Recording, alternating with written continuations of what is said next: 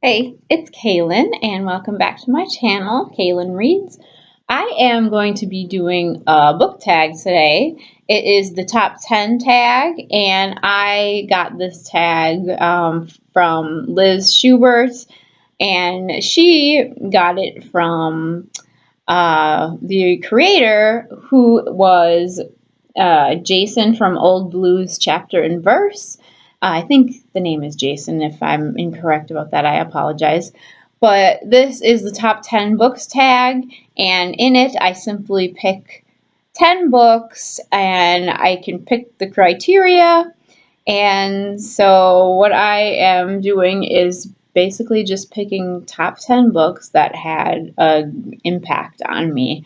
I kind of went to my shelf and whatever kind of struck out at me and said, remember this book, and it was memorable and it was impactful, I decided to pick that. So I didn't put these in any order, but here I will present them to you now, and they are the top 10s that I chose. So the first book I have is 14,000 Things to Be Happy About, and this is by Barbara Ann Kipfer, and it basically just has a huge list of all sorts of things that you can be happy about. I pick this book up every now and then just to kind of remind myself to appreciate the little things, and I've highlighted some of the things that really struck out at me. I'll just read a couple of those to you, but I want to keep this brief so I can get through all my books. So, someone to fix your computer problems, it's always a good thing. A sense of serenity. Rereading a book you loved 10 years ago, it's very relevant. Hardback books. Ribs and corn on the cob. Picnic buns. And an aquarium of seahorses. So those are just a few of the random ones I chose. And there are, of course, 14,000 in here, so there's plenty to find in here. I just like to kind of reflect sometimes on the little things in life, and so that's why I chose this book. And it's kind of beat up. I got it years ago, but it's one of those feel-good books, and so I kept it, and I look at it every now and then. So next book I have is The Woods by Harlan Coben. Picked this book because this was the first book I read by Harlan Coben. I am a fan of his. He writes mystery thrillers, usually domestic thrillers that involve families. Usually the father is the main character. And in this book, basically this guy has experienced something years ago when he was a camp counselor, and his sister disappeared. And years later, he's raising a daughter, and new evidence links him to a man who was viciously murdered. I'm partially reading from this because this has been so long since I've read this book, so I don't remember the exact plot. But he is trying to figure out, what happened to his sister. I think by then he kind of has sort of resigned to the fact that he won't know what happened to her. But something brings him back into the case from long ago. Anyway, this book was a page turner. It was kind of an edge of your seat mystery, and at the same time, he is a lawyer and he's defending, I think, a woman accusing some men of rape. And so the courtroom case follows along with this story. And so, but anyway, I remember it just being really intriguing, really exciting, and well-paced. And Harlan Coben has a great sense of humor. He makes his characters kind of funny, and at the same time very normal, kind of like your average everyday man type of person. They're usually dads, so I think he's got a really good sense of that. And so that's my second book, The Woods by Harlan Coben. He has written a bunch of other books that are thriller mysteries, and I recommend him. That's also my favorite by him. Next book I have is Public Enemies by John Walsh, and I've talked about this book before in my channel. It is by John Walsh, who, of course, was the creator of America's Most Wanted, and it follows several different cases that he and the show America's Most Wanted went about solving, and it's so fascinating how each of these cases were solved. It's shocking the brutality of some of these criminals and the crimes that they committed. It's also just the payoff when his team and the detectives and investigators solve these crimes is just very rewarding. And there's a section of pictures, and John Walsh has written a couple other books about other cases in America's Most Wanted, and also his first book was about his own son's case. Of course, his son was abducted and murdered in the 80s, and that really launched him off to starting this crusade, really, about helping missing children and improving the justice system against criminals who abduct and murder children. And so anyway, these cases were especially fascinating as far as comparing them to his other books, and just kept me interested in reading for hours at a time, which is hard for me to do because I get distracted easily. I'm a slow reader, but I kind of whizzed through this book. So I haven't ever heard it talked about on Goodreads or on YouTube, excuse me, but I recommend it if you like true crime and you want something that's gonna be a one sitting read or just a really big page turner. I would recommend this by John Walsh. Next book I have is The Sculptor by Scott McCloud, and this book is by, Scott McCloud, I already said that, boy. And this is a graphic novel, and I've talked about it before when I did my graphic novel haul, and this is such a great book. Oh, it's so good. The art is wonderful. The story is awesome. The characters are great. It's about an artist who basically sells his soul to become a great artist during a time in his life where he's kind of hit a plateau and is not really in a successful period. And the deal is that he has something like 3 months left to live. And right after he makes this deal, he meets a girl, and of course she's going to be like, he falls in love with her. So anyway, that becomes a dilemma. And so the pictures in this are awesome. I love this book so much. It was one of those books where I was nearing the end of it and I didn't want it to end. I just love the colors in it. I love the art style. Scott McCloud is very good at capturing like the details of everyday life, like the little things. And I just loved that as well, and that was memorable for me. I was crying at the end of this book, so it was very, very impactful for me, and I'll probably be rereading it at some point. And so that is The Sculptor by Scott McCloud.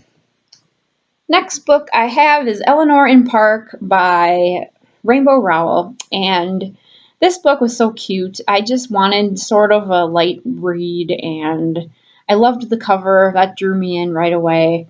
And the story is it's a simple story about a young girl who's sort of an outcast, which I think is done a lot in young adult books. But I liked how it was set. I think it was set in the 80s, so she would listen to mixtapes of 80s bands, and she meets this boy who he lets her sit on the bus with him, I think, and he is really into comic books, and gradually they start reading comic books together, they develop a bond and more, and so it's just really endearing story, and I liked how it progressed and came to an end. And there's a lot about Eleanor's family life, which is a very troubled life, and talks about her friend Park being, I think he's a Korean American, and he's probably the only Korean boy in the school, and so that plays a little part in the book as well. And so it was very interesting, and just a book I wanted to read from the first moment I saw the cover. I know that's kind of silly, but covers really do draw you in, and in this case it did for me. So the next book I have is A Separate Piece by John Knowles, and I read this in high school, and it wasn't even required reading for me. It was a book that was in a textbook that I had, and I just, for some reason, just sat down and started reading it, and I loved it. It's about a friendship between boys who are at a school. I think it's a boarding school, and they become friends, but there is some kind of tension between them. And it really kind of comes to a head. I think it has to do with the main character having envy over the other character. And so it's an examination of friendship and also envy and what kind of borders on friendship and enemy, I guess for lack of better phrasing. So I loved this book. I read it, like I said, this was in high school, so this was years ago, and I don't remember all the details of it, but it comes to a kind of striking climax, and it's very memorable. And so I found this book, I think, in one of those free library book boxes, and it is in really good shape, so I had to have it because I didn't have a copy of my own. So that's A Separate Piece by John Knowles. Next book I have is Night by Elie Wiesel, and this, of course, is a classic now. It's written by this man who was a survivor of the Holocaust, and he is writing about his experience. It's a pretty short book, but it's a very impactful book, very moving, very sad. It's amazing the things that this man went through to survive such horrific conditions when he had to see family members get killed, and just the strength that he had to survive. I don't know whether he's still alive. I think maybe not.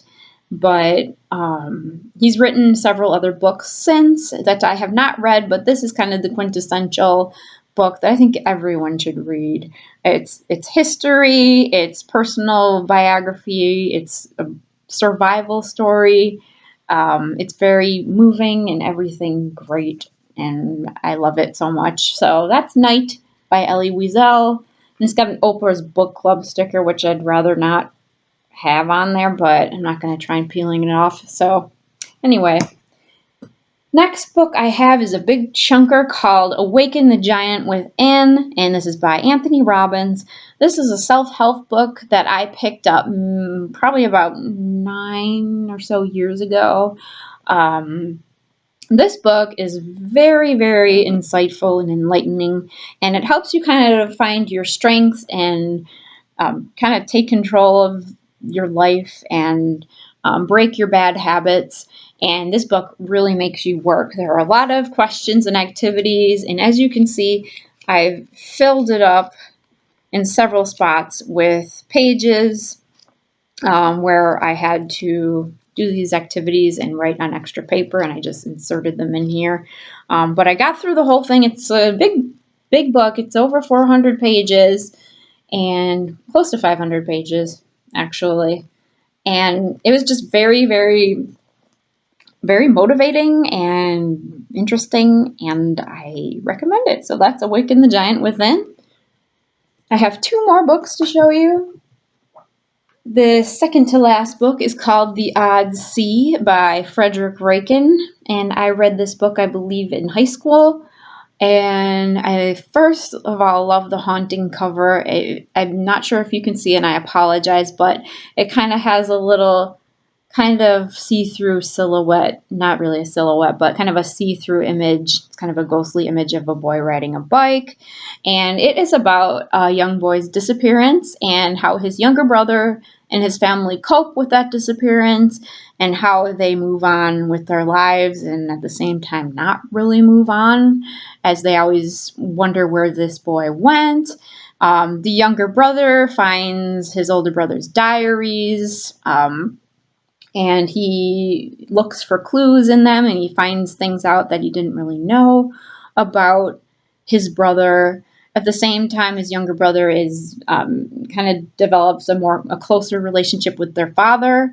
And this is this is a short book, but it's very it's very moving. It's very kind of a haunting kind of a book, for its tragedy and also just its realistic depiction of families and how they deal with tragedy and not knowing what's going to happen in their lives and just dealing with grief and everything like that. So that is The Odd Sea by Frederick Reiken, and I highly recommend this. I don't think this is a very underrated book, so I haven't heard it talked about ever, but I recommend it very much so. He has maybe 2 other novels, but I have not read them yet, but I plan to. I'd probably just compare them to this book, but they might be really good too, so I don't know. The final book I have is pretty much my absolute favorite book, and that is Alive by Piers Paul Reed. Unfortunately, I do not have a dust jacket on it. I bought the book, and it didn't come with one. So I think people know the story. Basically, it's about rugby players from Uruguay, and they are flying to a rugby tournament in Chile, and their plane crashes in the Andes, and several of them die. Several of them are injured, and basically they have to survive in these very, very, very cold temperatures.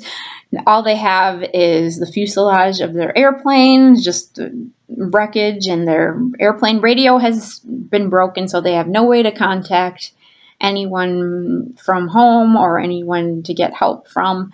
And so it's a big story about faith and perseverance and bravery and just surviving against incredible, incredible odds. And this book moved me so much. I was so inspired by it.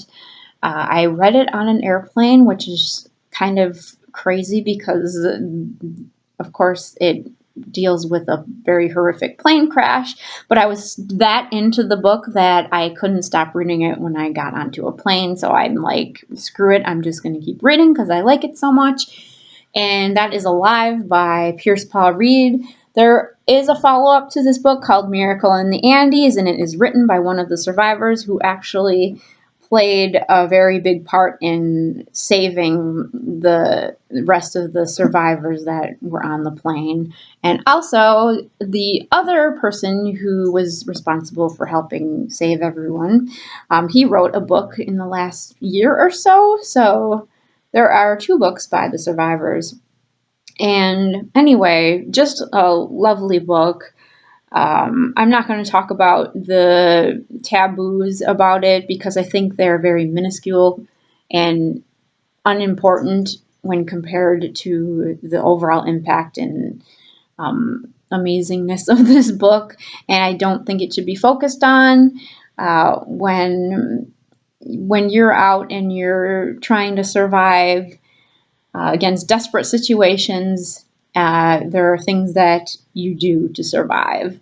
And these rugby players and people just did what they could, and they were amazing, and they had faith in God to help them through, and they ended up surviving. So wonderful story, wonderful book. I highly recommend it. If you haven't read it, I wish I had a dust jacket because this black cover does not do it justice, but that's okay. It's my favorite book. So Anyway, that is my top 10 tag. I hope you enjoyed it. I would love to see your top 10 list. It can be your top 10 favorite books, your top 10 least favorite books, top 10 books that made you cry, top 10 scariest books you've ever read. There's really no rules. It's just a top 10 list. And that was my top 10. I had a lot of fun making it. And so I will tag a few people below. I'm not going to shout them out, but I will tag them in my comment section below. And I hope you enjoyed this. Have a great day, and I'll see you next time. Bye.